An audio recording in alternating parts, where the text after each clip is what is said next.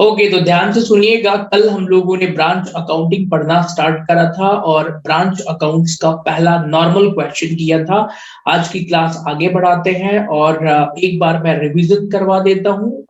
प्रतीक्षा, आज आप पहली बार क्लास में कनेक्ट हुई है, तो अभी मैं पढ़ाना स्टार्ट कर रहा हूँ ब्रांच अकाउंटिंग। एक नया चैप्टर है ब्रांच और बेहद आसान चैप्टर है। तो एक बार ब्रांच का पहले फॉर्मेट समझ लेते हैं और एक बार मैं क्विक रिवीजन करवा देता हूँ 5 मिनट के अंदर, फिर हम आगे पढ़ते हैं। तो अभी तक हमने क्या पढ़ा था, देखिए जरा। ब्रांच अकाउंटिंग होता क्या है? तो ब्रांच का मतलब क्या होता है? किसी भी बिजनेस का सबसे जो मेन ऑफिस होता है उसको हम हेड ऑफिस कहते हैं। और अगर वो अपने हेड ऑफिस के अलावा कहीं दूसरी जगह पर बिजनेस एक्टिविटीज को करता है उसको हम ब्रांच कहते हैं। तो हेड ऑफिस साल के अंत में सभी ब्रांचों का एक अलग अलग अकाउंट प्रिपेयर करता है, उसी को हम ब्रांच अकाउंट कहते हैं। क्लियर है?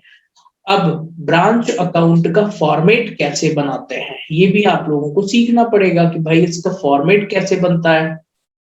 ओके, तो सबसे जरूरी बात यही है कि आपको फॉर्मेट बनाना आना चाहिए। ठीक है, तो ब्रांच अकाउंट फॉर्मेट जब तक याद नहीं होगा, आप लोगों ने शिवांकर और आपने क्वेश्चंस भेजा था, ऑलमोस्ट सही है question.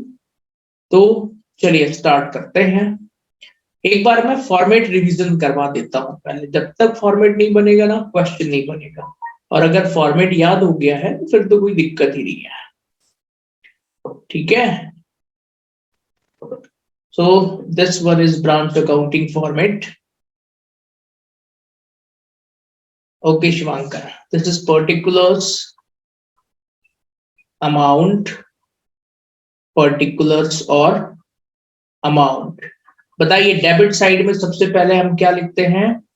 To balance brought down. किसके बैलेंसेस लिखेंगे? एसेट्स के। 3 एसेट्स मैंने बताया था, कौन कौन से? स्टॉक का बैलेंस हो सकता है, पेटी कैश बुक का बैलेंस हो सकता है, और कोई भी पर्टिकुलर एसेट्स हो सकती है फिर, है ना। ये दो तो मेन देखना है। बिल्डिंग फर्नीचर कुछ भी हो सकता है। तो सबसे पहले हम लिख देंगे टू बैलेंस ब्रॉट डाउन। फिर अब यहां से मेन स्टार्ट होता है, फिर हम क्या लिखेंगे? To goods send to branch, goods send to branch account. फिर इसके बाद यहां हम लिखते हैं टू कैश अकाउंट एक्सपेंसेस। अगर कोई खर्चा हो रहा है वो लिख देंगे। ठीक है, फिर यहां पर टू बैलेंस कैरेट डाउन में लाइबिलिटीज के अगर कोई क्लोजिंग बैलेंस दिए हो। वैसे आपको एक बात बताता हूं कि जनरली क्वेश्चंस में लाइबिलिटीज का क्लोजिंग बैलेंस नहीं दिया रहता, फिर भी स्टेप पता होना चाहिए ना आपको। तो यहां पर आ जाएगा लाइबिलिटीज का क्लोजिंग बैलेंस। एक सेकेंड के लिए होल्ड करना पड़ेगा आप लोगों को, फिर आगे बढ़ते हैं। ठीक है, हाँ जी, कंटिन्यू करते हैं। प्रतीक्षा, आपने नो लिखकर भेजा है, तो आवाज नहीं आ रही है क्या आपको? ठीक है, चलिए लिसन। अभी मैं फॉर्मेट रिवीजन करवा रहा था आपका। तो यहाँ पे आ जाएगा to balance carry down, liabilities का क्लोजिंग बैलेंस, और यहाँ आखिरी में अगर कोई प्रॉफिट आता है तो वो प्रॉफिट हम यहाँ पर लिखते हैं। किस नाम से लिखेंगे? To profit and loss account, जो भी होगा। ठीक है, क्योंकि अभी तो मैं फॉर्मेट सिखा रहा हूँ। क्रेडिट साइड में आइए जरा। क्रेडिट साइड में सबसे पहले क्या करेंगे? By balance brought down. किसका बैलेंस लिखेंगे? अगर कोई लाइबिलिटीज का ओपनिंग बैलेंस है तो यहां लिख दिया। फिर अगर हमने कोई कैश सेल्स करा है, ब्रैकेट में कैश सेल्स। अगर कोई गुड्स लौटा दिया हमने तो by goods sent to branch. अगर कोई गुड्स बच गया है तो वो लौटाएंगे, तो यहां लिखेंगे। किस नाम से लिखेंगे? रिटर्न। ठीक है, और क्या आ सकता है क्रेडिट साइड में? एसेट्स के closing balance, by balance carried down. तो यहाँ पर जो एसेट्स के क्लोजिंग बैलेंसेस होते हैं तीनों, कौन कौन से हो सकते हैं? स्टॉक हो सकता है, डेटर्स हो सकता है, और पेटी कैश। तीनों के क्लोजिंग बैलेंस अगर लॉस आए तो यहाँ बचेगा। So that is all about for the branch accounting. हमने कल एक फर्स्ट क्वेश्चन इलस्ट्रेशन भी डिस्कस करा था, उसको भी देख लेते हैं। आज हम एक दूसरे क्वेश्चन करेंगे। ये वाला क्वेश्चन मैंने होमवर्क दिया था, कई लोगों का सही है, तो इस तरीके से प्रैक्टिस भी करते जाएंगे तो वो भी आप लोगों के लिए हेल्पफुल हो जाएगा। ओके, आगे बढ़े क्वेश्चन के लिए। Shivankar, are you ready for the question?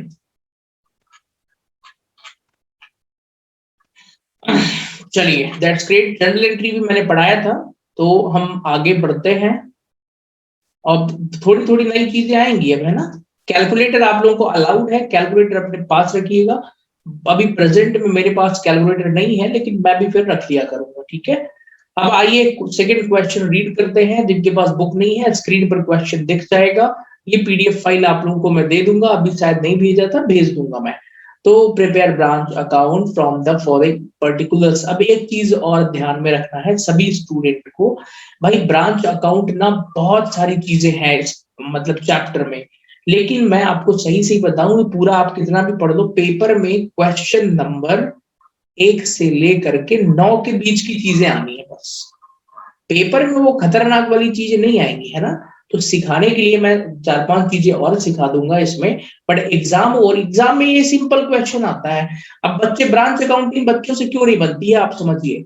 क्या है, ब्रांच अभी शुरुआत है, आगे बहुत कठिन हो जाएगा। जब कठिन होगा तो बच्चे सोचते हैं यार ये बहुत टफ चैप्टर है और उसको छोड़ देते हैं, जबकि पेपर में ना यही वाला क्वेश्चन आता है। तो इस क्वेश्चन को मोस्ट आईएमपी टिक करिए। सेकंड क्वेश्चन सेम अमाउंट के साथ आ सकता है, ठीक है। अमाउंट को या डबल कर देंगे या सेम, बाकी यही होगा। तो मुझे मालूम है कि स्टूडेंट करते क्या है भाई, वो कठिन के चक्कर में पूरा चैप्टर छोड़ देते हैं, जबकि पेपर में आसान आता है। इसलिए आपको मैं बिल्कुल ऐसी अप्रोच से पढ़ाऊंगा कि हमारा पेपर में सवाल सही हो जाए, मेन मकसद तो वही है ना। ठीक है, ध्यान से सुनिएगा। आगे बढ़े। तो ओपनिंग स्टॉक कितना दिया हुआ है हमें क्वेश्चन में, जो भी अमाउंट है दिया हुआ है। ओपनिंग पेटी कैश बुक दिया है, दोनों डेबिट में जाएंगे। Outstanding salary for previous year. आप कहेंगे सर ये क्यों दिया है, तो भाई ये है लाइबिलिटीज। क्या है ये, लाइबिलिटीज। लाइबिलिटीज का ओपनिंग बैलेंस है, तो कहां लिखेंगे इसको, याद करिए, अभी बताया था क्रेडिट साइड में, है ना। गुड सेंड टू ब्रांच मालूम है डेबिट में लिखते हैं, कैश सेल्स क्रेडिट में लिखते हैं, कैश एक्सपेंसेस पे डेबिट में लिखते हैं, क्लोजिंग बैलेंस पेटी कैश बुक का क्रेडिट में लिखते हैं। आपको सारी चीजें पता चल गई, कितना आसान है, देखिए पोस्टिंग कर देना है। अब नई चीज है इस प्रश्न में, वो नई चीज हम पढ़ लेते हैं भाई क्या लिखा हुआ है, ठीक है। तो नई चीज में शिवांकर आपने सही आंसर दिया है, closing stock has not been ascertained. ध्यान से सुनिए, इस प्रश्न में ओपनिंग स्टॉक तो दे दिया है 2450 रुपए, लेकिन क्लोजिंग स्टॉक नहीं दिया है। अब आपको थोड़ा एडिशनल जानकारी दे रहा है। Management gets commission at 10% on net profit before charging such commission. ये पहली बात थी, मतलब इस क्वेश्चन में एक नई चीज आ गई। मैं इसीलिए इसको आईएमपी टिक करवा रहा हूँ, पेपर में ऐसे ही क्वेश्चन आएगा सीधा साधा, लेकिन कठिन भी। अब ये कठिन भी है और बहुत आसान भी है। तो इस क्वेश्चन में एक नई चीज आ गई है, वो है मैनेजर कमीशन। तो मैनेजर कमीशन निकालना मैं अभी सिखा दूंगा, बहुत आसान है। अब ये एक चीज बोली है कि branch sells goods after adding 25% profit on the cost price. तो यहाँ पर आपको इसका भी एक आईएमपी कॉन्सेप्ट सिखाऊंगा, जो B com first year, B com second year, B com final year और एम कॉम में भी काम आएगा। कॉस्ट अकाउंटिंग पढ़ेंगे वहां भी काम आएगा, बड़ा अच्छा कॉन्सेप्ट है ये। 12वीं में मात्र एक क्वेश्चन में काम आया था, रेशो में शायद, और अगर आपने मुझसे पढ़ा है तो मैंने तो पढ़ाया था। तो यहाँ पर 11वीं और 12वीं की कॉन्सेप्ट एक्चुअल में है, दो कॉन्सेप्ट, ये दोनों रिवीजन है आपके, ठीक है। तो देखिए क्वेश्चन बड़ा आसान है, देखने में बड़ा प्यारा प्रश्न है, सारी चीजें आपको पता है क्या करना है, बस हमें ये है कि क्लोजिंग स्टॉक लिख दिया है तो उसका एक एडजस्टमेंट दे दिया, और मैनेजर कमीशन, ठीक है। चलिए क्वेश्चन स्टार्ट करते हैं, बिकॉज ये इलस्ट्रेशन है तो आपके सामने ही सॉल्व है, तो इसकी पोस्टिंग जरा ध्यान से देखिएगा, ठीक है। नाउ भाई सबसे पहले टू बैलेंस बीडी में क्या लिखेंगे, एसेट्स की ओपनिंग बैलेंस स्टॉक एंड पेटी कैश लिख लिया। फिर टू गुड सप्लाइड अकाउंट लिख लिया 48,000 रुपए।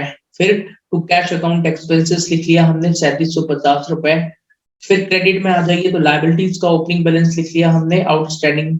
फिर कैश सेल्स कर दिया हमने 58,500 रुपए। अब क्लोजिंग बैलेंसेस लिखना है, किसके किसके, हमें पेटी कैश का दिया हुआ है और हमें क्लोजिंग स्टॉक का बैलेंस वर्किंग नोट में निकालना है, और ये डेबिट में manager commission working note number 2 में निकालना है, ठीक है। तो इस प्रश्न में सारी चीजें पहले प्रश्न की जैसी ही हैं, बस आपको दो चीजें सीखना था, एक मैनेजर कमीशन निकालना और एक क्लोजिंग स्टॉक निकालना। तो चलिए अब इस प्रश्न का एडवांस लेवल देखते हैं, जो कि आसान है, देखिएगा। कमीशन के बारे में क्या बोला है, यही बोला है, तो ये तो अब आपको कुछ समझ में आएगा नहीं। यहाँ पढ़ते हैं एक बार फिर से, क्या बोला है प्रश्न में, क्लोजिंग प्रश्न में ये बोला है, management gets commission 10% on net profit before charging such commission. आपको ले चलते हैं एक साल पहले। आप कहेंगे सर एक साल पहले तो मत ले चलिए, बहुत बुरा समय था, कोरोना काल था वो। नहीं, मैं आपको ले चलूंगा जब आप एक साल पहले कक्षा 12वीं में पढ़ते थे। कक्षा 12वीं में आपने पार्टनरशिप पढ़ा था। पार्टनरशिप में आपने पहला जो चैप्टर पढ़ा था पार्टनरशिप का, उसमें बिफोर और आफ्टर वाले कुछ क्वेश्चन पढ़े थे आपने, जो आपको समझ में नहीं आए होंगे, अभी भी हो सकता है। तो बिफोर और आफ्टर का केस वहां पर पढ़ा था आपने, आफ्टर चार्जिंग सच कमीशन, याद करिए। सेम वही प्रिंसिपल जो वहां लगाया था वही यहाँ पर भी है। बिफोर का केस आसान है। अच्छा, आप कहेंगे सर कि भाई ये क्या कहना चाह रहा है, ये बताओ। ये कह रहा है कि मैनेजर को 10% कमीशन मिलेगा ऑन नेट प्रॉफिट। अब बिफोर चार्जिंग है तो सिंपल लगाना है, अगर आफ्टर चार्जिंग होता ना तो अपन 100+ रेट करते, बस इतना याद रखिए आप। अभी 100+ रेट का चक्कर भी मैं समझाऊंगा, डोंट वरी अबाउट दैट। तो पहले नेट प्रॉफिट निकालिए। आप कैसे निकालेंगे? आप कहेंगे सर पहले क्लोजिंग स्टॉक निकालें कि नेट प्रॉफिट निकालें? भाई जब स्टॉक निकालेंगे तभी तो नेट प्रॉफिट निकलेगा, आप यही कहेंगे ना? बोलिए, पहले तो स्टॉक निकाल लें हम, तब तो नेट प्रॉफिट निकलेगा, है ना? राइट। तो पहले चलिए स्टॉक निकाल लेते हैं, स्टॉक सीख लेते हैं हम। तो स्टॉक के बारे में बात करते हैं, फिर कमीशन पर आएंगे। क्लोजिंग स्टॉक निकालने का फॉर्मूला होता है, कॉपी में लिख लीजिए इसको, opening stock plus purchase minus cost of goods sold. अब ये फॉर्मूला भी रटना नहीं है एक्चुअल में। आप कहेंगे सर ये गलत बात है, आपने क्लोजिंग स्टॉक का फॉर्मूला तो कभी पढ़ा ही नहीं है। देखिए एक्चुअल कहानी क्या है, मैं भले आपको 1 घंटे की क्लास में 45 मिनट 40 मिनट की हमारी क्लास होती है, भले एक ही प्रश्न करें, बट मैं भले 10 प्रश्न कराऊं, लेकिन आपको कॉन्सेप्ट सीखना जरूरी है, ठीक है? इसलिए मैं कोई टाइम पास नहीं कर पाऊंगा कि ऐसे ही बता दूं। जो नॉलेज है अच्छे से लीजिए, 10 प्रश्न पढ़िए, 10 में से ही पेपर में आएगा, फालतू का नहीं पढ़ना है। चलिए, कक्षा 11वीं में जब आप पढ़ते थे तो आपने एक फॉर्मूला पढ़ा था कॉस्ट ऑफ गुड्स सोल्ड का। कॉस्ट ऑफ गुड्स सोल्ड का फॉर्मूला क्या होता है? ओपनिंग स्टॉक, ध्यान से सुनिएगा आप, है ना, plus purchase minus closing stock, ये फॉर्मूला था, है ना? अब आपको भाई ये क्लोजिंग स्टॉक वाली वैल्यू निकालना है। मान लीजिए ये तो 11वीं में पढ़ा था इसका फॉर्मूला। अब ये मैथ्स है ना, मैथ्स में ये वाली अमाउंट दी, मान लीजिए ए है, ये वाली बी है, तो अगर हमको ये वाली निकालना है तो फॉर्मूला खुद बनाना सिखा रहा हूं मैं, मतलब रटा नहीं रहा हूं, ओवरऑल बात ये है। अब क्लोजिंग स्टॉक का फॉर्मूला खुद बना लीजिए आप। तो क्लोजिंग स्टॉक का फॉर्मूला क्या हो जाएगा? Opening stock plus purchase minus COGS, cost of goods sold. आइए चलते हैं इधर, ठीक है? तो अब आप कहेंगे सर यहां पर भी तो वही फॉर्मूला है जो मैंने अभी बताया। अरे वही तो है, क्या फॉर्मूला लिखा है? क्लोजिंग स्टॉक बराबर opening stock plus goods and मतलब वही परचेज माइनस सीओजीएस। तो फॉर्मूला निकल गया क्लोजिंग स्टॉक। कैसे? ओपनिंग स्टॉक प्रश्न में दिया है 2450 रुपए का, गुड्स बेचा हमने 48,000 रुपए का, ठीक है? और कॉस्ट ऑफ गुड्स सोल्ड जो है वो हमको निकालना पड़ेगा, कॉस्ट ऑफ गुड्स सोल्ड। तो आप कहेंगे सर ये जो प्रश्न में दिया था, क्या दिया था कि मैनेजर, नहीं ये कहाँ दिया था कि ब्रांच जो है सेल करती है after adding 25% profit on the cost price. एक कॉन्सेप्ट और सिखा देता हूं मैं आपको, ध्यान से सुनिएगा। ये ऐसे कॉन्सेप्ट हैं जो बहुत मुश्किल से सीखते हैं आप। अगर हमारा, इसको कॉपी में नोट करिए, बहुत काम आएगा, सीए के एग्जाम में 2 नंबर दिलाएगा ये कॉन्सेप्ट आपको। अगर हमारा प्रॉफिट, मैं सिखा रहा हूं इसको, ठीक है, कॉस्ट पर, इसको मैथ्स के तरीके से एक्चुअल में सॉल्व कर सकता हूं, लेकिन मैं ऐसे तरीके से सिखा रहा हूं भाई कि याद रहे दिमाग में, बस समझ जाओ आप तो। ठीक है, सुनिए। मान लीजिए कॉस्ट मतलब 100 रुपए है ना। अब इसमें कुछ 10% का मान लीजिए प्रॉफिट है, तो सेल प्राइस हो गया 110। ये एक बेसिक प्रिंसिपल है, आपको पता होगा कि भाई कॉस्ट में अगर प्रॉफिट जोड़ देते हैं तो सेल प्राइस आ जाता है। ये बोल रहा है कि अगर हमारा प्रॉफिट कॉस्ट पर मान के चलिए 1/4 है, उदाहरण के लिए बता रहा हूं अभी, ठीक है, कॉस्ट पर 1/4 है, तो वही प्रॉफिट हमारा सेल पर कितना होगा, 1/5 होगा। ये मतलब आपको मैं याद समझाने के लिए बोल रहा हूं। अब आप कहेंगे सर 1/4 है तो 1/5 कैसे होगा, इसको प्रूफ करके दिखाइए, तो फिर वो मैथ्स तरीके से कैलकुलेट करना पड़ेगा। अभी मैं बता रहा हूं ना, समझिए जरा। अब ध्यान से सुनिएगा। अगर हमारा प्रॉफिट कॉस्ट पर 1/5 है, तो सेल पर कितना होगा, 1/6। यहाँ 1/6 है तो यहाँ कितना होगा, 1/7। यहाँ 1/7 है तो यहाँ कितना होगा, 1/8। अरे आप कहेंगे सर ये तो बड़ा मजेदार है भाई, नीचे वाली संख्या बढ़ रही है बस। हाँ, ये मतलब एक अब समझ में आ गया आपको, राइट। तो अगर हमारा प्रॉफिट कॉस्ट, अब फिर से, अगर हमारा प्रॉफिट कॉस्ट पर 1/2 है, तो सेल पर कितना होगा, 1/3। कॉस्ट पर 1/3 है तो सेल पर कितना होगा, 1/4। समझ में आ गया। मतलब सेल पर एक ज्यादा होता है नीचे वाली संख्या। इससे ज्यादा आसानी से मैं इसको नहीं समझा सकता था। मतलब ये एक प्रिंसिपल है, आपको इस चक्कर में नहीं पड़ना कि सर ये कहां से आ रहा है। मतलब सीधी बात है कि उसको फिर निकालेंगे, थोड़ा सा सॉल्व करेंगे और आप उसके चक्कर में सब भूल जाएंगे। तो मैं कहना क्या चाह रहा था वो समझिए, पहले वो समझना जरूरी है ना। ये तो अभी हमने जो लिखा सब फालतू बात है। तो इस प्रश्न में क्या बोल रहा है, 25% का मतलब क्या होता है, 25/100 मतलब 1/4। 25% को 1/4 ही बोलेंगे ना, समझ में आ गया। बोलिए, नहीं आया समझ में, आ गया होगा। फिर से प्रश्न पढ़ते हैं।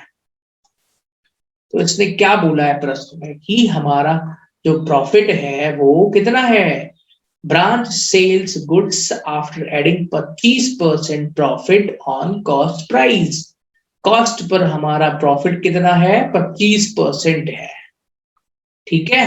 चलिए, कॉस्ट पर 25% मतलब 1/4 है, तो सेल्स पर कितना होगा, 1/5। 1/5 को हम परसेंटेज में 20% कहते हैं। तो हमको अब ये पता चल गया कि अगर हमारा प्रॉफिट सेल्स पर 25 है, तो कॉस्ट पर 25 है, तो सेल्स पर कितना होगा, 20 होगा। मतलब ये एक प्रिंसिपल है। तो आइए जरा स्टॉक निकालने में अब ये कैसे काम आएगा सॉरी, कमीशन निकालने में। तो ध्यान से देखिएगा, है ना। 58,500 रुपए हमारी क्या है, सेल है ये। आपको मैं और डिटेल पढ़ाता हूं, पहला प्रश्न कर रहे हैं आप इसको। अब इसी प्रश्न में आइए। तो इस प्रश्न में आपको कॉस्ट तो दी नहीं है, कॉस्ट नहीं दिया है। इस प्रश्न में कॉस्ट नहीं दिया है। प्रश्न में एक जानकारी दे दी कि कॉस्ट पर प्रॉफिट 1/4 है, बस ये जानकारी दे दी। और सेल की प्राइस दे दिया है, कितना सेल था, 58,000। सेल का अमाउंट कितना था, 58,500। ठीक है, ध्यान से सुनना है, मजेदार है ये। 58,500 या ये। Now what is the cost. अब कॉस्ट कैसे निकालेंगे भाई, बड़ा आसान है, ये सेल प्राइस है। कॉस्ट पर प्रॉफिट 1/4 है, तो सेल पर प्रॉफिट कितना होगा, 1/5 मतलब 20%। ठीक है ना। तो मतलब इस 58,500 में 20% ऐड है, तो वो 20% ही अलग कर देना है। क्लियर। यहां पर इन्होंने यही करा है, देखिए ये 58,500 इंटू 100 प्लस रेट कर दिया है, ठीक है, इंक्लूड है यहाँ पे। तो अब इसको मैं इन्हीं की लैंग्वेज में समझाता हूँ जैसा इन्होंने करा है। देखिए क्या किया इन्होंने, मतलब कॉस्ट से प्रॉफिट को कैसे हटाएंगे, ये दूसरे तरीके से कर रहा हूं। 58,500 इंटू, अगर मेरा तरीका से करूं मैं, 20/100, तो 1,000 कितना आएगा? हाँ जी, सॉल्व करके बताइए जरा, कैलकुलेटर नहीं है मेरे पास, जल्दी बताना है आपको। 11,700 नहीं बताएंगे?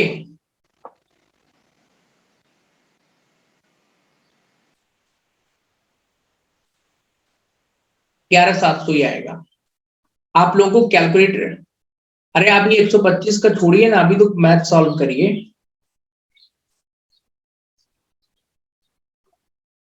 सही है 11,700। सुनिए अब, अच्छा इनका करते हैं, 58,500 इंटू 100/125 करिए जरा।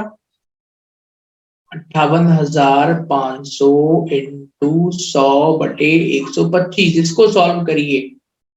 तो 25 से 4 बार, 25 से 5 बार, 5 से 1 बार, 18,500 इंटू 4, तो 18 4 करिए जरा, जल्दी सॉल्व करिए।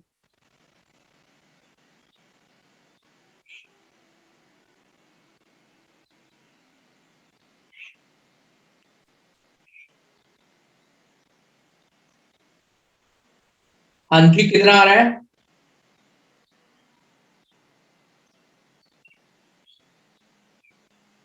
58,500 इंटू 100/125, जल्दी कीजिए।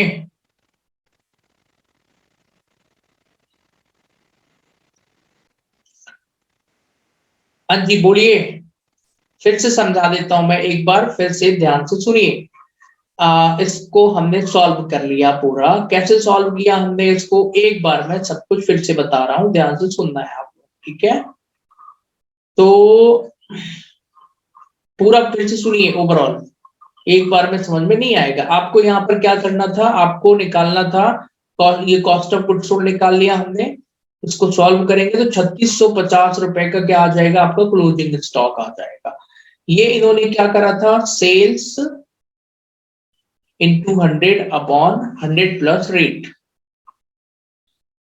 तो आप भी ऐसा करिए, डायरेक्ट आ जाएगा, 3,650 हमारा स्टॉक आ गया।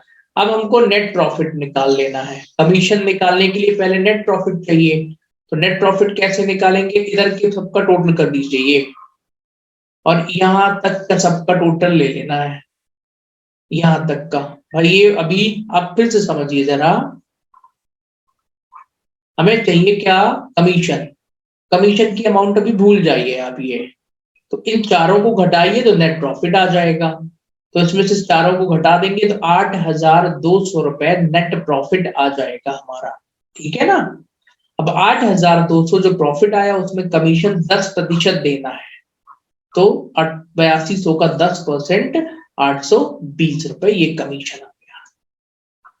फिर नेट प्रॉफिट कैसे निकालेंगे, 8200 में ही वो 10% की अमाउंट घटा दीजिए, 820, 7380 इज द राइट आंसर।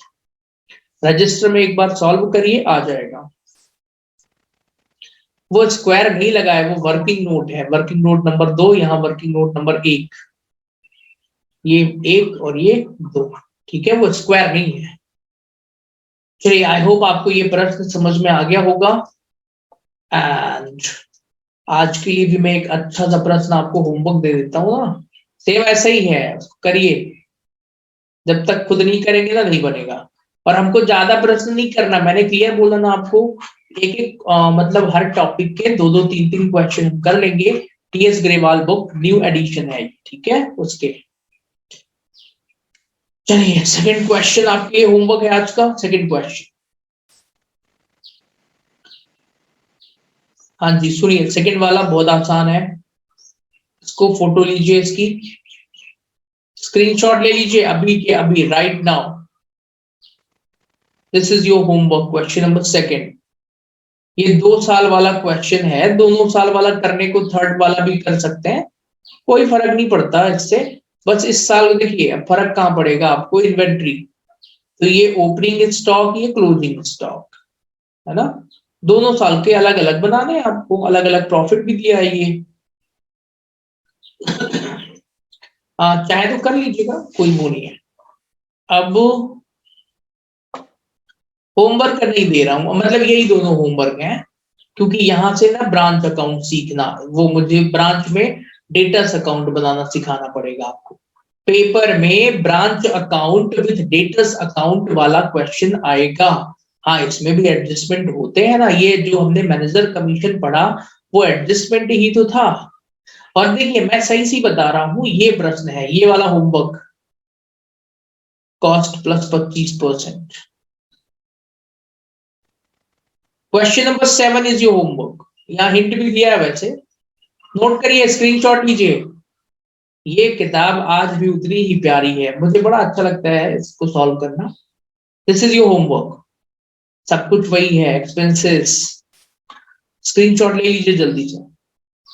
और आप लोगों का जो क्लास टाइमिंग है ना, वो यही रहेगा, दोपहर का ही टाइम रहेगा, है ना, रेगुलर बेसिस पर। इस टाइम पर ऊपर वाले नहीं करना, अरे करना है ऊपर वाले भी, ये दोनों भी करने हैं। ले लीजिए इनका भी स्क्रीनशॉट, पहले दूसरे का फिर तीसरे का। इसको सॉल्व करके आज ही ये आपका असाइनमेंट वर्क है, थर्ड के सेकंड पार्ट का आंसर नहीं आया। तो क्वेश्चन नंबर 3 देख लेते हैं एक बार, ये है, इसका सेकंड पार्ट का आंसर नहीं आया। तो देखिए मैं बता रहा हूं ना क्यों नहीं आया, ध्यान से सुन लीजिए आप। इसमें सिंपल क्वेश्चन है, बेसिक क्वेश्चन है ये, ठीक है ना, लेकिन आंसर क्यों नहीं आया मैं कारण बता देता हूँ। गुड्स सेंट टू ब्रांच ये होगा इसका, goods sent to branch, cash expenses तो ये तीनों लिख लिए आपने, है ना। गुड्स रिसीव टू ब्रांच ये लिख लिया आपने। इन्वेंट्रीज ये क्या है, तो 2020-21 का ये ओपनिंग स्टॉक हो जाएगा, और ये वाली जो अमाउंट है ना, ये क्लोजिंग स्टॉक मानी जाएगी। यहीं पर आपने गलती करी है, ठीक है। और पेटी कैश का ये ओपनिंग बैलेंस माना जाएगा, और यही वाला पेटी कैश का क्लोजिंग बैलेंस माना, सॉरी सॉरी सॉरी, ये 31 का है। हाँ, मैं खुद अभी गलत बोल रहा हूं, अब जरा ध्यान से सुनिए। स्टॉक क्या है, कैसी कहानी है, ये दोनों स्टॉक आपको जो दिए है ना, ये इन्वेंट्रीज 31 मार्च 31 मार्च, तो ये दोनों इन्वेंट्री जो दी है ये क्लोजिंग इन्वेंट्रीज है, ठीक है ना। तो फिर से लिख देता हूं मैंने ऐसा, ये हमारा क्लोजिंग स्टॉक होगा, और ये क्लोजिंग पेटी कैश बुक होगा। दोनों कहां लिखेंगे, ब्रांच अकाउंट्स के क्रेडिट साइड में लिखेंगे, और ये दोनों चीजें हमारे लिए ओपनिंग हो जाएंगी, ठीक है। मुझे मालूम है आप लोगों ने यही गलती किया है, तो इस साल का जो क्लोजिंग होता है वही अगले साल का ओपनिंग होगा, और यही गलती आपने की होगी, इसलिए इसका आंसर नहीं आया और इसका आ गया। तो ब्रांच अकाउंट का ये क्वेश्चन नंबर 3 फिर से ट्राई करिएगा, सेकेंड ईयर का। मैं बिना देखे ही बता सकता हूं कि आपने यही गलती की होगी, ठीक है। ओके, आगे पढ़ना स्टार्ट करते हैं। कुछ एक नया टॉपिक बताता हूं मैं आज। अब हमारा ब्रांच अकाउंट का लगभग ये तीसरी या चौथी क्लास है, तो हम बहुत सारी चीजें आप लोग सीख चुके हैं, ठीक है। तो आज हमें पढ़ना है इसमें डेटर्स अकाउंट। पेपर में यही वाला क्वेश्चन आएगा डेटर्स का, और मैं ब्रांच को ना बहुत एडवांस लेवल पे नहीं पढ़ाऊंगा, मुझे मालूम है कि कौन सा क्वेश्चन आना है, डेटर्स वाला ही आएगा, ठीक है। आज हमें कैलकुलेशन सीखना है। क्या सीखना है आज हमें सीखना है calculation of amount send by branch to head office. कुछ क्वेश्चंस में आपको बेसिक में ये मिसिंग रहता है, तो वो निकालना है। चलिए स्टार्ट करें क्वेश्चन। तो Bansal of Agra has a branch इन भोपाल। हम लोग पढ़ रहे हैं बीकॉम के लिए अकाउंटिंग, टीएस ग्रेवाल की बुक है, और उसमें हम लोग ये पढ़ रहे हैं, न्यू बुक है, ठीक है। तो ध्यान से सुनिएगा सभी लोग। Bansal of Agra has a branch इन भोपाल, ठीक है, एक कंपनी है वैसे भोपाल में, बंसल कंपनी, तो उसकी ब्रांच जो है भोपाल में है। तो ब्रांच अकाउंट बनाना है हमें in the books of Bansal. Bansal की बुक्स में ब्रांच अकाउंट्स बनाना है, ठीक है, बना लेते हैं, कोई दिक्कत नहीं है। ओके, तो एक बार जरा क्वेश्चन को सभी लोग ध्यान से पढ़िए, अगली जानकारी क्या है। अब आपको ब्रांच अकाउंट दिमाग में आ गया ना, क्या क्या रखना है। ओपनिंग बैलेंसेस ऑफ स्टॉक कहां जाएगा, डेबिट साइड में जाएगा। फिर गुड सप्लाई टू ब्रांच कहां जाएगा, डेबिट में लिखेंगे। Expenses paid by head office कहाँ लिखेंगे, तीनों ही डेबिट में टू कैश करके लिखेंगे। तो देखिए कितना आसान है, ये तो तीनों हमने लिख लिया। Okay, expenses paid by the branch. अब ये ब्रांच ने कुछ एक्सपेंसेस पे करे हैं, ठीक है, पेटी और कैरिज के। कैश सेल्स बाय ब्रांच ये क्रेडिट में जाएगा, पेटी कैश और इसके बैलेंसेस भी कहाँ जाएंगे, क्रेडिट में जाएंगे, राइट। तो ओवरऑल अच्छा, इसकी इधर की अमाउंट मिसिंग है, डोंट वरी, यहाँ भी मिसिंग है। तो आपको कॉन्सेप्ट समझना है, कोई क्वेश्चन सर मैं बता दूंगा सर। हाँ हाँ डोंट वरी, ठीक है। तो कोई अमाउंट से ज्यादा मतलब नहीं है, मेन कॉन्सेप्ट है, ध्यान से सुनिएगा। जब भी ब्रांच अकाउंट बनाएंगे यहाँ ऊपर हेडिंग डाल दीजिए, जिसकी भी हेड कंपनी का नाम बना रहे हैं, फिर ब्रांच का नाम यहाँ पर आएगा। अच्छा, ब्रांच का नाम यहाँ पे पहले सिटी नेम लिखते हैं, जो भी शहर का नाम है, उसके बाद ब्रांच अकाउंट लिखेंगे, ठीक है। फॉर द ईयर एंडेड 31 तो लिखते ही लिखना है। अब डेबिट में क्या क्या आता है, गुड सप्लाइड दिया हुआ था, ओपनिंग बैलेंस ऑफ दिया हुआ था, गुड सप्लाइड भी दिया था, एक्सपेंसेस भी दिए हुए थे। अब ये जो क्रेडिट साइड में चीजें हैं, ठीक है, दो स्टॉक का अमाउंट लिख लिया हमने, दोनों पेटी कैश के, और उसके क्रेडिट साइड में एक अमाउंट आपको दिया हुआ है, कैश सेल्स बाय ब्रांच, ठीक है। तो अक्षत बताइए, कैश सेल्स बाय ब्रांच की अमाउंट कितनी है, मैं यहीं लिख देता हूं। जी सर बताता हूँ। हाँ, ये है सर 1,10,000 है। 1,10,000, उसमें हाँ ब्रांच सर। ने ये दो खर्चे भेजे हैं तो वो डिडक्ट कर देंगे। एक्चुअल में कितने रुपए भेजे हैं ब्रांच ने, ब्रांच ने सर कौन सी एंट्री पढ़ना है, कौन सा चलिए वाला? मैं बता देता हूँ, नीचे नीचे नीचे लिखा हुआ, डोंट वरी, इधर देखिए। कैश सेल्स हमारी 1,10,000 रुपए है, जिसमें एक्सपेंसेस पेड बाय ब्रांच 800 रुपए, और पेटी कैश रखा हुआ है 500 रुपए का। तो ये 8 और 5 1,300 रुपए घटा देंगे 1,10,000 में, तो जो फाइनल अमाउंट बचेगा 1,08,700 रुपए, वो एक्चुअल में हमारी सेल्स मानी जाएगी। देखिए ध्यान से, ये जो ब्रांच एक्सपेंसेस पे करता है, तो प्रैक्टिकल में ब्रांच ये कहेगा कि भाई ये खर्चे हमने करे हैं, तो ये जो सेल्स वाली अमाउंट है ना 1,10,000 रुपए, इसमें जो ब्रांच खर्चा कर रहा है वो अपना खर्चा घटा देता है, बाकी पैसा हेड ऑफिस को भेज देगा। क्लियर हो गया। तो इस क्वेश्चन में बस अभी हम बेसिक ही पढ़ रहे हैं, क्योंकि तो सिंपल सा क्वेश्चन था, और इसमें आपको कई बार ये अमाउंट निकालने को एग्जाम में भी पूछा जा सकता है। ओके, एक और क्वेश्चन है बंसल ऑफ आगरा, इस पे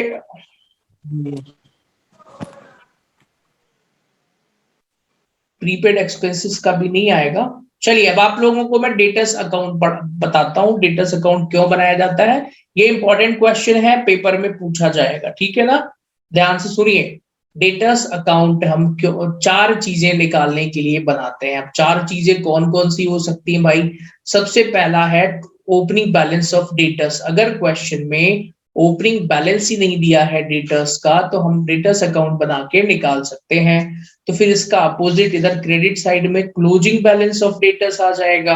अगर हमें क्लोजिंग बैलेंस नहीं दिया है तो वो भी हम अकाउंट से निकाल सकते हैं। आपके दिमाग में ये पहले से मालूम होना चाहिए कि चार चीजें बनाते हैं, ठीक है ना। फिर ये बाय कैश, डेटर्स मतलब कि एक पर्टिकुलर डेटर्स ने कितना पैसा दिया है, अगर ये अमाउंट मिसिंग है तो ये निकालने के लिए हम बना सकते हैं। और चौथा ना क्रेडिट सेल्स, अगर हमें निकालना हो तो चौथा चीज हमें क्रेडिट सेल्स पता चल जाती है कि कितना होता है। अब ये डेटर्स अकाउंट एक्चुअल में वैसे तो रटना नहीं है आपको। अगर आपको 11th क्लास अगर आपने बहुत अच्छे से पढ़ लिया हो, जनरल एंट्री आती हो, तो डेटर्स अकाउंट में कुछ भी नहीं रटना है। फिर भी मैं ये मान के चलता हूं कि आपने 11th क्लास नहीं पढ़ा है, जनरल एंट्रीज भी नहीं आती है, तो कैसे सीखेंगे। तो देखिए, डेटर्स का नेचर एसेट नेचर का होता है, तो एसेट का डेबिट साइड में बैलेंस आएगा, तो यहां पर तो हम ओपनिंग बैलेंस लिख देंगे। फिर क्रेडिट सेल्स करने की एंट्री क्या होती है भाई, debtors account debit to sales, तो डेटर्स के डेबिट साइड में टू सेल्स की पोस्टिंग कर देंगे। फिर ये बिल्स रिसीवेबल डिसऑनर्ड, अगर हमारा बिल डिसऑनर्ड हो जाता है, क्लास 11th में बिल्स रिसीवेबल चैप्टर पढ़ा था आपने, तो इसकी एंट्री हो जाती है debtors account debit to bills receivable. तो वही है, डेटर्स के डेबिट साइड में टू बिल्स रिसीवेबल आ जाएगा। फिर तीसरी, यहां की पोस्टिंग समझते हैं सब, ठीक है। ये मतलब जनरल एंट्री की पोस्टिंग है, आपको याद करना पड़ेगा, दूसरा तरीका नहीं है। अगर जनरल एंट्री नहीं आती तो फिर इस फॉर्मेट को याद करना पड़ेगा, ठीक है।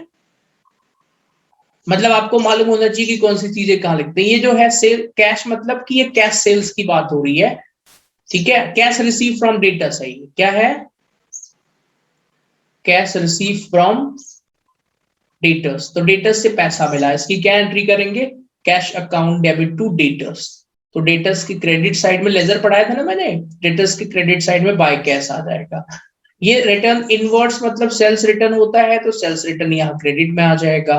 अलाउंसेस मतलब कोई एक्सपेंसेस वगैरह हो गए, क्रेडिट में आएगा। डिस्काउंट क्रेडिट में, बेड डेट्स क्रेडिट में, बिल्स रिसीवेबल जो होता है वो क्रेडिट में आएगा। तो बैलेंसिंग फिगर बचेगा। मतलब ओवरऑल मैं ये समझाना चाहता हूं आपको कि चार चीजें निकालने के लिए डेटर्स अकाउंट बनाते हैं। क्वेश्चन में एक इंफॉर्मेशन मिसिंग होगी, तो बाकी सारी इंफॉर्मेशन यहाँ पे आप फीड कर दीजिए, तो जो बैलेंसिंग फिगर बचेगा वही हमारे लिए आंसर होगा। क्लियर है। अब आप कहेंगे सर कुछ समझ में नहीं आया, तो कोई दिक्कत नहीं है, इस क्वेश्चन को करते हैं। बीकॉम स्टूडेंट इस क्वेश्चन को मोस्ट आईएमपी टिक कर लीजिए, ठीक है। मतलब ये नहीं कह रहा हूं कि यही वाला आ जाएगा as it is, but this topic मतलब आपको सिंपली ब्रांच अकाउंट्स का मतलब ये वाला क्वेश्चन होता है, इस टाइप का क्वेश्चन सिंपली आना है, ठीक है। तो एक बार आप लोग ये क्वेश्चन रीड करें पहले पूरा, फिर मैं समझाता हूं। पहले आप लोग रीड कर लें।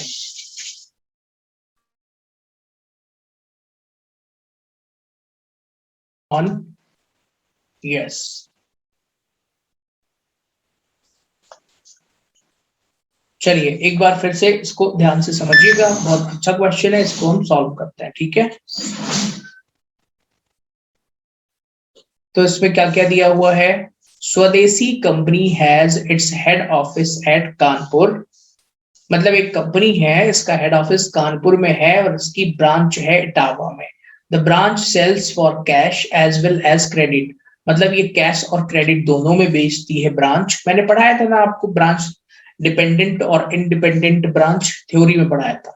With the help of the following transaction, this took place between head office and branch offices in the year 2020-21. Prepare branch account and debtors account in the books of head office. Okay. अब आपको branch account का पूरा format आपके दिमाग में होना चाहिए, और ये जब हम क्वेश्चन सॉल्व करेंगे तो देखिए आपसे बनेगा कैसे। बीकॉम लेवल पर आपको खुद सोचना पड़ेगा, राइट। हर एक चीज पता होना चाहिए कहाँ जाएगा। तो ओपनिंग स्टॉक कहाँ लिखेंगे, डेबिट साइड में। ओपनिंग डेटर्स भी कहाँ जाएगा, डेबिट में। To balance brought down. Opening petty cash भी कहाँ जाएगा, डेबिट में। तीन चीजें हो गई। फिर गुड्स सेंड टू ब्रांच, ये एक ही बात है, इन्होंने दूसरी लैंग्वेज लिख दी है। Goods receive by branch from head office, मतलब वही है ना, गुड्स सेंट ही है ये 35,000 रुपए का। फिर goods send to branch for expenses, cash होगा, टू कैश में आएगा। फिर कैश सेल्स, ये क्रेडिट में लिखेंगे। फिर cash receive from debtors, debtors debtors ये इंफॉर्मेशन डेटर्स अकाउंट के लिए है, ठीक है। अभी आपको नहीं पता क्यों है, तो मैं बताऊंगा। Goods returned by the branch, ये ब्रांच ने गुड्स लौटाया है, तो वही क्रेडिट साइड लिखते हैं ना, by goods send to branch, मतलब ब्रांच वाला वो। क्लोजिंग स्टॉक क्रेडिट में लिखते हैं। Goods in transit from head office, transit का ट्रीटमेंट इस क्वेश्चन में सिखाऊंगा। Goods return by customer, sales return होता है और ये जाएगा डेटर्स अकाउंट में। और डिस्काउंट अलाउड भी डेटर्स अकाउंट में जाएगा। बेड डेट्स भी डेटर्स अकाउंट में जाएगा। क्रेडिट सेल्स भी डेटर्स अकाउंट में जाएगा। तो आप कहेंगे सर ये डेटर्स अकाउंट हम बना क्यों रहे हैं, why we are preparing debtors account, because हमें यहाँ क्वेश्चन में डेटर्स का ओपनिंग बैलेंस तो दिया हुआ है, लेकिन क्वेश्चन में आप यहाँ देखिए, जब आप ब्रांच अकाउंट बनाएंगे और अब आप क्रेडिट साइड में यहाँ पर आप लिखेंगे by balance carried down assets का क्लोजिंग बैलेंस। तो तीन एसेट्स के ओपनिंग दिए हुए हैं, तो तीनों के क्लोजिंग भी लिखना पड़ेगा आपको। तो ओपनिंग स्टॉक का क्लोजिंग क्या होगा, क्लोजिंग स्टॉक गिवन है क्वेश्चन में। फिर ओपनिंग डेटर्स की जगह पर क्या आ जाएगा, क्लोजिंग डेटर्स ही आएगा ना, ठीक है। दोनों अकाउंट बिल्कुल अलग अलग बनेंगे, हाँ। तो डेटर्स यहां पर आ जाएगा, क्लोजिंग यहां लिखेंगे। और तीसरा कौन सा अकाउंट, मतलब तीसरा पेटी कैश। पेटी कैश का क्लोजिंग बैलेंस हमें क्वेश्चन में गिवन है, ठीक है। और नहीं दिया हो तो उसको फाइंड आउट करने की जरूरत नहीं है इतनी ज्यादा। तो डेटर्स का क्लोजिंग बैलेंस बिकॉज नहीं है, इसलिए हमको डेटर्स अकाउंट बनाना पड़ेगा। सबसे पहले जरूरत समझना चाहिए कि क्या इसमें डेटर्स अकाउंट बनेगा कि नहीं बनेगा। ओके, 2-3 क्वेश्चंस आप लोग करेंगे तो बनने लग जाएगा आपसे। चलिए स्टार्ट करते हैं क्वेश्चन।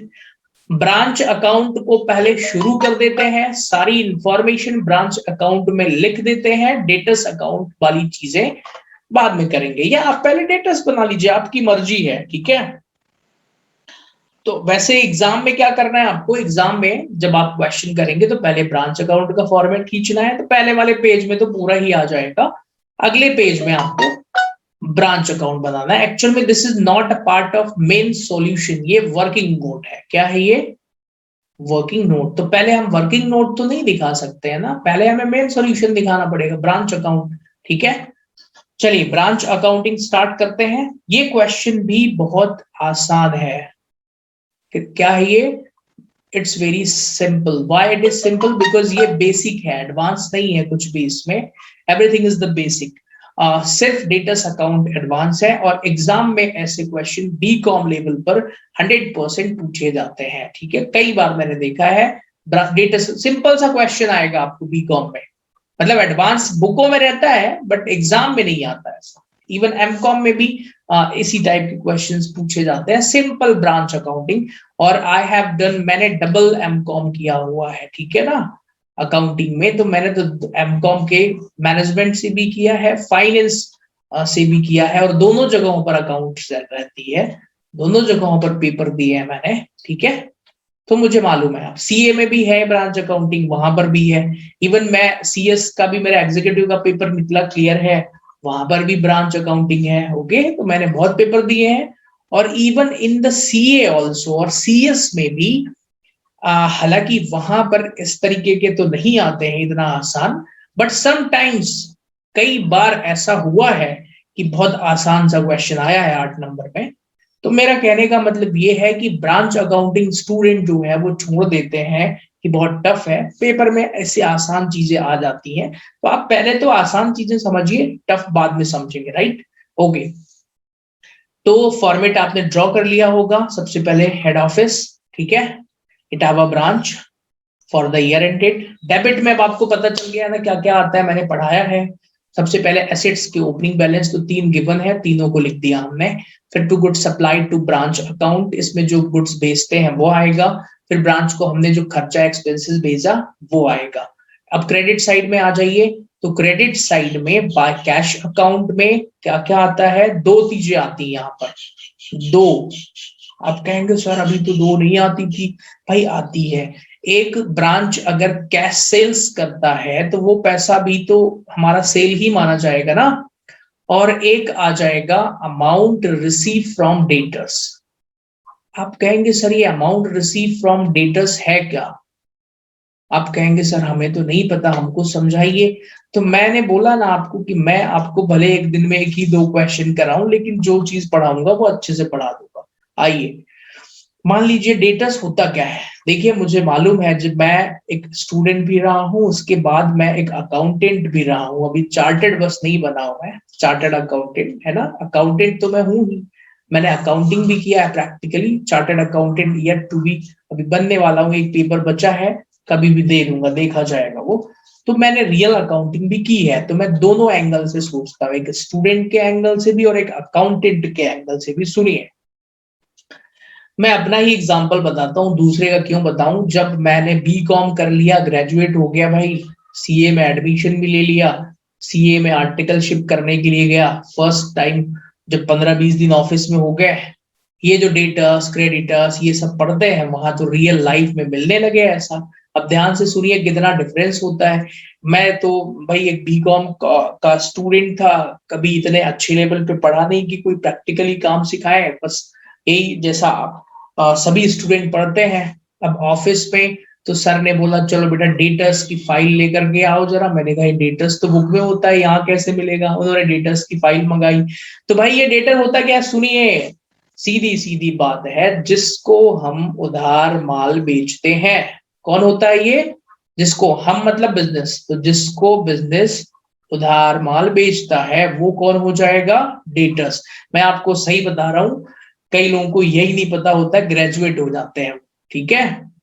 तो जिसको बिजनेस उधार माल बेचता है, गुड्स, वही वही क्या हो जाएगा, डेटर्स। मतलब दूसरी बात ये, पहली बात तो ये होगी, दूसरी बात हमको डेटर्स से पैसा लेना है, हमको मतलब बिजनेस को, ठीक है।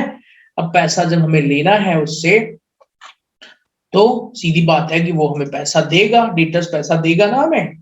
तो इसलिए यहां पर वापस आते हैं कि जो डेटर्स ने हमको पैसा दिया वो हम अब ब्रांच को दे देंगे, वो भी हमारी सेल ही है ना भाई।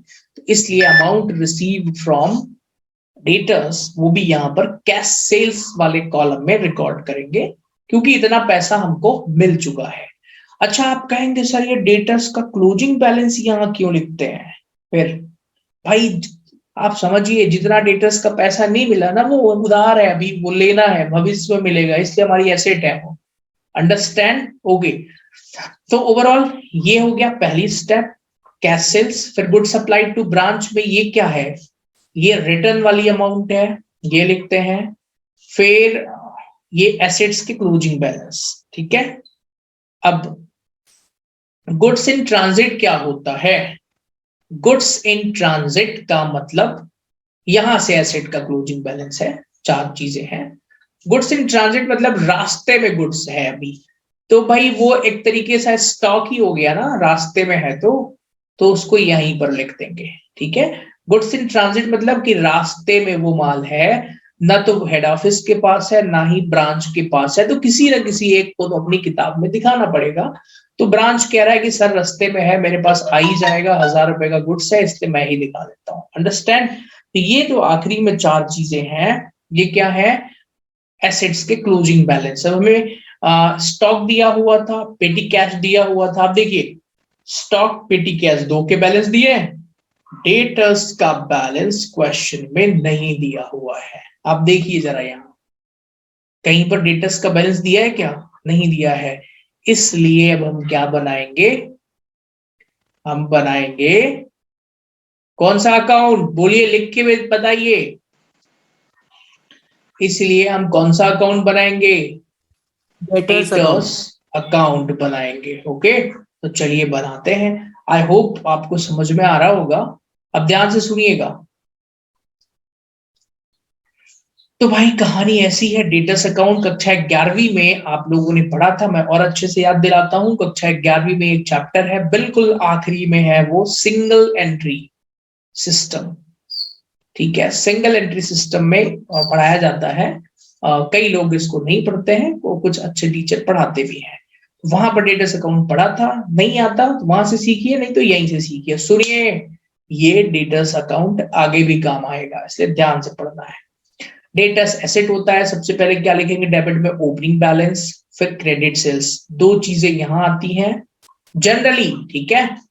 कैश सेल्स यहाँ, सेल्स रिटर्न यहाँ, डिस्काउंट यहाँ, बेड डेट्स यहाँ। तो फाइनली जो बैलेंसिंग फिगर आ जाएगा। फिर आप कहेंगे सर ये 20,000 आया कहां से भाई?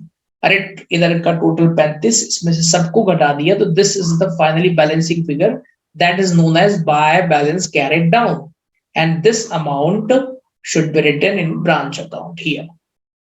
ओके, तो मतलब कि पहले आपको पूरा ब्रांच अकाउंट बना लेना है, उसको क्लोज नहीं करना है, फिर डेटर्स बना के यहाँ पोस्ट करना है।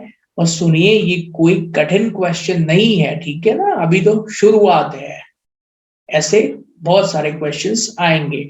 मैंने आप लोगों को एक दिन बोला था कि अभी आप B.Com में है तो अपने दिमाग को बिल्कुल ओपन रखिए, नई चीजें सीखने के लिए तैयार रहिए। और टफ नाम की चीज कुछ होती नहीं है, बस हम उसको मेंटली मान के चलते हैं कि ये चीज बड़ी टफ है। ओके, टफ कुछ भी नहीं होता है, you need to learn. I hope ये समझ में आ गया होगा डेटर्स अकाउंट क्यों बनाया जाता है। और यहां पर एक ही प्रश्न दिया है, फिर ये columnar profit and loss account है। This is actually trading and profit and loss account, ये भी सिखा दूंगा मैं। एक और क्वेश्चन करते हैं, ठीक है, this is also important, 7th question. तो ध्यान से सुनिएगा, पहले क्वेश्चन को पढ़ लेते हैं। Prepare Satna branch account. अच्छा, ये देखिए कितने चालाक होते हैं किताब वाले। आप कहेंगे सर ये MP के ही सारे नाम आ रहे हैं। अरे ये किताब एक्चुअल में UP से छपती है, आगरा से, बट उनको मालूम है MP में सभी लोग पढ़ते हैं हमारी किताब, इसलिए MP के भी शहरों के नाम अब लिख देते हैं वो लोग। सतना ब्रांच अकाउंट, ठीक है, in the books of head office में ही बनती है भाई किताब 2020-21। स्टॉक 1 अप्रैल 2020 को ओपनिंग स्टॉक गिवन है। अच्छा, अब आपको पता चल जाना चाहिए कि ये कहाँ लिखते हैं। ओपनिंग स्टॉक कहाँ लिखेंगे? डेबिट में। डेटर्स कहाँ जाएगा? डेबिट में। फर्नीचर भी एसेट ही होता है, ओपनिंग बैलेंस डेबिट में। प्रीपेड भी एसेट होता है, ओपनिंग बैलेंस डेबिट में। तो ये चीजें कहाँ जाएंगी? अच्छा, पेटी कैश भी एसेट। अरे वाह, कितना आसान प्रश्न है। तो ये सब के सब चारों आइटम चले जाएंगे टू बैलेंस ब्रॉट डाउन। मैं आपको एक बड़ी अच्छी चीज बताता हूं, अकाउंट्स में जब हम कोई क्वेश्चन पढ़ते हैं एज अ स्टूडेंट, तो वो क्वेश्चन हमसे बन रहा है कि नहीं बन रहा है पढ़ते ही समझ में आ जाता है। कैसे? अगर आपको इन चारों चीजों में भाई किसी चीज में कंफ्यूजन है तो फिर वो कहां से क्लियर होगा। तो इसीलिए जिस तरीके से मैं पढ़ा रहा हूं, जिस अप्रोच के साथ, जैसा मैं सोच रहा हूं, ऐसे सोचते हुए भी चलना है आपको, ठीक है? तब बनेगा। तो ये चारों चीजें डेबिट में आएंगे तो लिख देंगे। चलिए, गुड्स सप्लाइड टू ब्रांच, अरे वाह, ये भी डेबिट में आता है, आपको मालूम है, ये दूसरे नंबर पे लिखा जाता है। फिर cash cash sent to branch, तो ये 3 खर्चे भेजे हैं उसने, ये भी डेबिट में आता है भाई, ठीक है? अमाउंट इधर उधर हो सकता है क्या? नहीं, यही तीनों है, तो ये भी डेबिट में जाएगा। मतलब यहां तक की सारी चीजें डेबिट में जाएंगी। आप कहेंगे सर ये तो बड़ा आसान प्रश्न है। बिल्कुल है, अगर आपको चीजें बन रही है तो आसान है। चलिए, एक नई चीज आ गई, आउटस्टैंडिंग का 31 मार्च 2021 closing balance. Closing balance outstanding liabilities होता है, लायबिलिटीज का क्लोजिंग बैलेंस कहां लिखेंगे? अरे ये भी डेबिट में आता है, ठीक है? तो लायबिलिटीज का ओपनिंग बैलेंस ये है, ये कहां लिखेंगे? फर्स्ट डे क्लास में पढ़ाया था मैंने, तो ये क्रेडिट साइड में आ जाएगा, ठीक है? आई होप यू अंडरस्टैंड, ठीक है?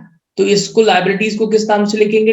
आप तो सीधे आउटस्टैंडिंग वेजेस करके लिखिए, दोनों जगह पे चल जाएगा। तो ये 2 नई चीजें हैं इस क्वेश्चन में, और दोनों मैंने समझा दिया है। कैश सेल्स कहां जाएगी? अब सबको पता चल गया, क्रेडिट पे। Debtors made direct payment to head office, debtors ने हेड ऑफिस को पैसा दे दिया, कोई दिक्कत नहीं भाई, तुम डेटर्स पैसा कहीं भी दो, एंट्री तो हम करेंगे ही करेंगे अपनी बुक्स में। तो डेटर्स ने ब्रांच को भी पैसा दे दिया है, डेटर्स ने गुड्स भी लौटा दिया, किसको? हेड ऑफिस को। अभी और भी है, हाँ। अब ब्रांच ने गुड्स लौटाया टू द हेड ऑफिस, ये अभी अमाउंट नहीं दिख रहा है, कोई दिक्कत नहीं है। तो डेटर्स का बैलेंस हमें क्लोजिंग दिया हुआ है। वाह वाह, आप कहेंगे सर बच गए हम। क्यों बच गए? आप कहेंगे कि अरे डेटर्स का क्लोजिंग बैलेंस तो दिया है, तो हमें यहाँ पर डेटर्स अकाउंट नहीं बनाना है, वो स्टॉक भी दिया हुआ है। अरे फिर आप कहेंगे सर ये डेप्रीसिएशन कहाँ से आ गया यहाँ पे? ये तो बड़ा खतरनाक क्वेश्चन हो गया, इसके आगे तो कुछ समझ में ही नहीं आएगा, आप यही कहेंगे, राइट? इसके आगे कुछ बनेगा नहीं। देखिए बनेगा, क्यों, कैसे? ये एडजस्टमेंट्स हैं फाइनल अकाउंट के, ठीक है? फाइनल अकाउंट, इसके पहले हमने चैप्टर पढ़ा था ना, trading and profit and loss and balance sheet. तो हमें यहाँ पर एक्चुअल में ब्रांच अकाउंट तो बनाना ही है, और उसके साथ साथ हमको यहाँ पे कुछ एडजस्टमेंट भी सॉल्व करना है, ठीक है? आप पढ़ लेते हैं। डेप्रीसिएशन दे दिया, क्रेडिट सेल्स दे दिया, गुड्स रिटर्न बाय डेटर्स दे दिया, डिस्काउंट अलाउड टू डेटर्स, पेटी एक्सपेंसेस। आप कहेंगे सर ये सारी जानकारी तो डेटर्स अकाउंट में लिखी जाती है। मैं कहूंगा बिल्कुल डेटर्स में लिखी जाती है।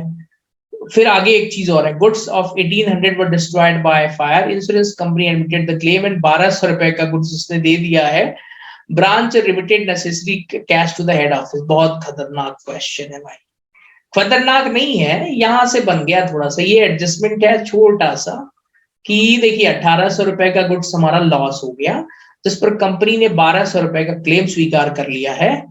तो एक्चुअल में लॉस कितना? 600 रुपए का होगा, कंपनी ने क्लेम दे भी दिया है, बस। तो अब आप मुझे एक बात बताएं, क्या इस क्वेश्चन में हमको ब्रांच अकाउंट बनाना पड़ेगा कि नहीं बनाना पड़ेगा? द आंसर इज यस, बनाना पड़ेगा। तो आप कहेंगे कि सर ये जो बच गए लिखे थे इसको मिटा दें, बिल्कुल मिटा दीजिए, आप नहीं बचे।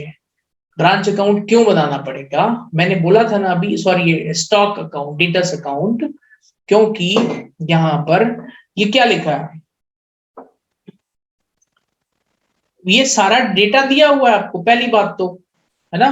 अब 4 चीजों के लिए बनाया जाता है ब्रांच अकाउंट, बताइए कौन कौन सी 4 चीज। डेटर्स अकाउंट कौन कौन सी 4 चीजें हैं, वो बताना पड़ेगा ना आपको। 4 चीजें कौन कौन सी हैं। सबसे पहले यही से बताया था आपको। Opening stock question, sorry opening debtors क्या क्वेश्चन में गिवन था, देखिए जरा, आइए। हाँ, हमें एक चीज दे दिया यहाँ पे, पहली जानकारी है क्लोजिंग डेटर्स। देखिए आप कहेंगे सर अभी तो दिगा दिगा था आपने, ये है, वेरी गुड। दूसरी जानकारी क्रेडिट सेल्स भी है, वेरी गुड। तीसरी जानकारी भी है। तो चौथी जानकारी कहाँ है, चौथी क्या आती है, cash payment by debtors. Debtors ने कितना पैसा दिया। इस क्वेश्चन में कहीं ऐसा लिखा है क्या, आप कहेंगे सर ये लिखा तो है debtors made direct payment to the head office और debtors made payment to branch. Debtors नहीं, फाइनल पेमेंट नहीं लिखा है ना, मतलब पूरा कितना है, तो इसलिए हमें इस जानकारी के लिए ही डेटर्स अकाउंट बनाना पड़ेगा। इन्होंने नहीं बनाया, देखिए ये इन्होंने सब यहीं पर एडजस्ट कर दिया एक्चुअल में।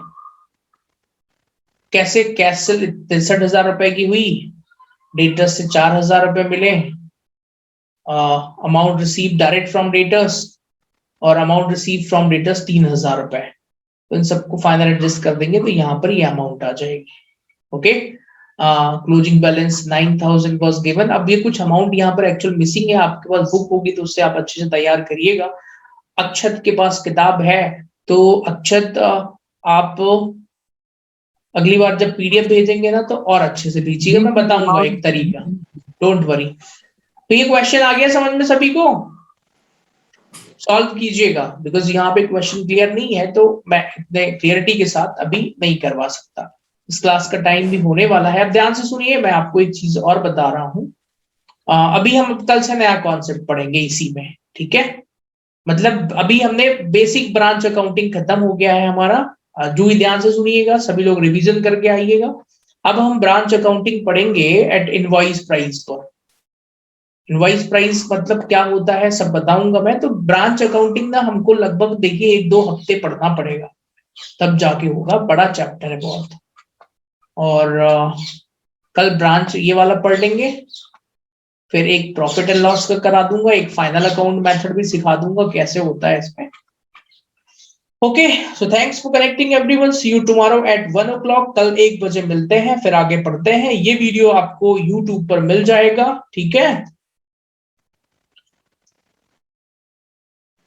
तो जो भी स्टूडेंट इस वीडियो को यूट्यूब पर देख रहे हैं वो अपने फ्रेंड्स को भी शेयर करें। अगर आप लोग सपोर्ट करेंगे तो मैं आगे भी वीडियोस यूट्यूब पर लाता रहूंगा। Okay, so thanks for connecting everyone, see you next live session.